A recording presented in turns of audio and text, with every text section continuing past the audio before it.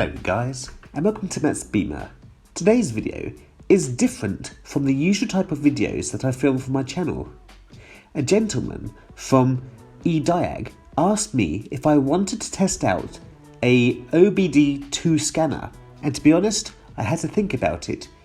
I was wondering if it would benefit my audience, and since they are cheap at around about the $23 or the £20 mark, this scanner would be ideal for those who want a OBD2 scanner for not much money, which can do many tasks, and for those who are new to scanning cars and want to learn how to problem solve.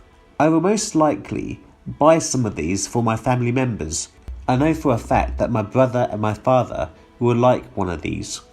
My father can use it on his 2013 BMW X6, and my brother can use it on his 2010 Ford Focus Mark 2.5.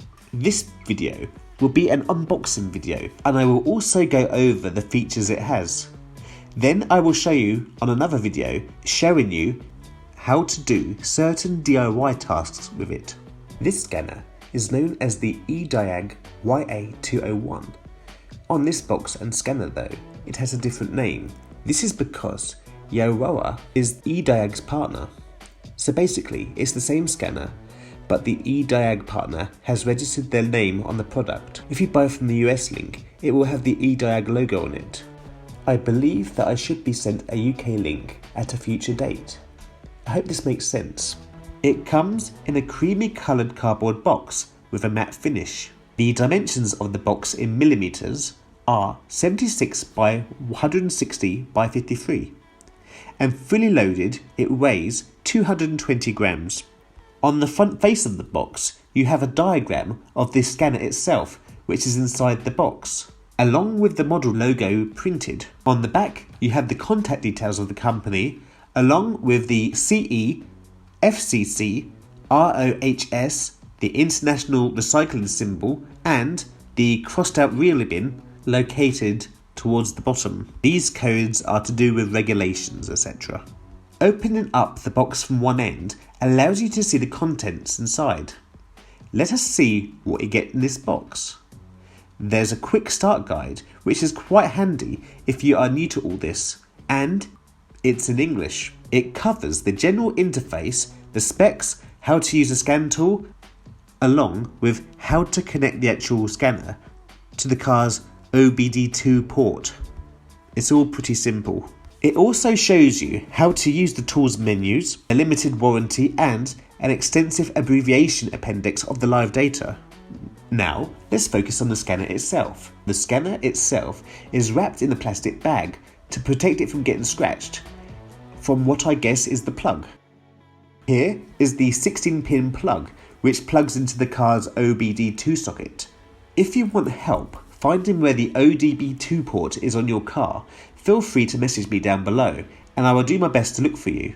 Most cars should have an OBD2 socket after a certain date, depending on where you live. The US market requires all cars built since 1996 to have an OBD2 port. The EU was a bit slower into taking this into action. Since 2001, petrol cars were made to have them.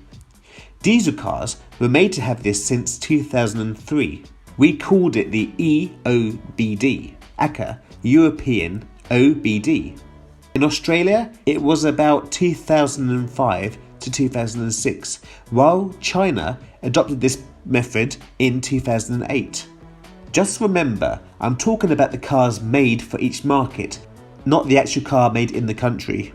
I'm not too sure about the other markets, but it is pretty easy to find out if your car has an OBD2 socket. Anyway, back to the scanner. It weighs about 188 grams and is a nice size for holding in the palm of your hand, though it doesn't have rubber grips on the side.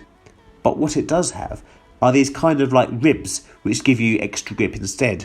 In the startup manual, it gives the dimensions of the actual scanner itself in millimeters.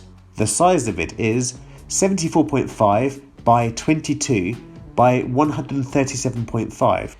The scanner feels great in your hand for the price, and it is strong enough for the job it needs to do. The wire does feel nice and strong along with the plug.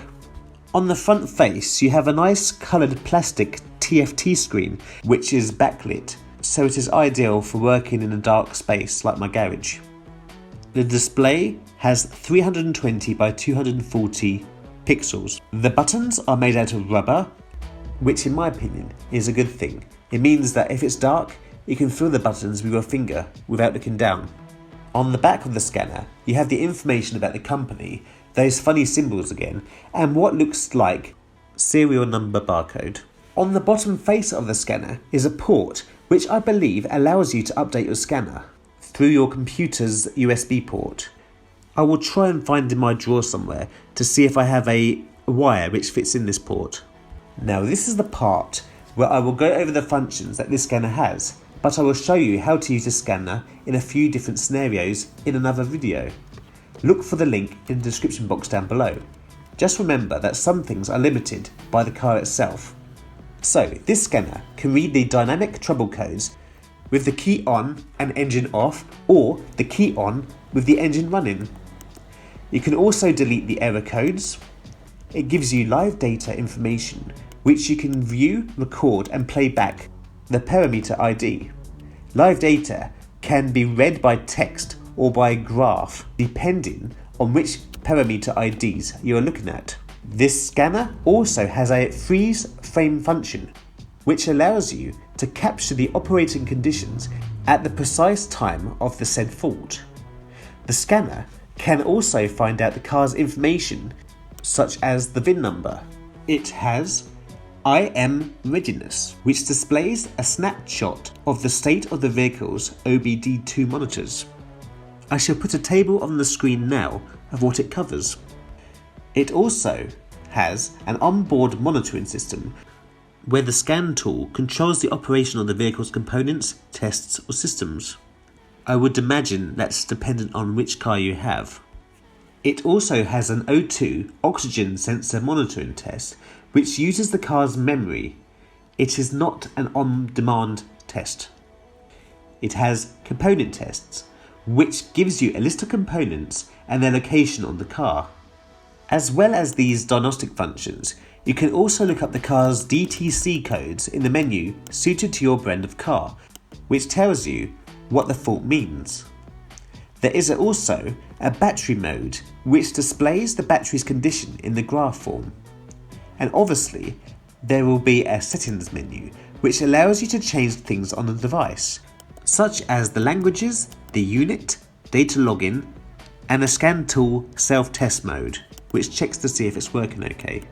If you have any questions to do with this scanner, just message down below and I shall see if I can answer your question. Keep an eye out for future videos involving this product.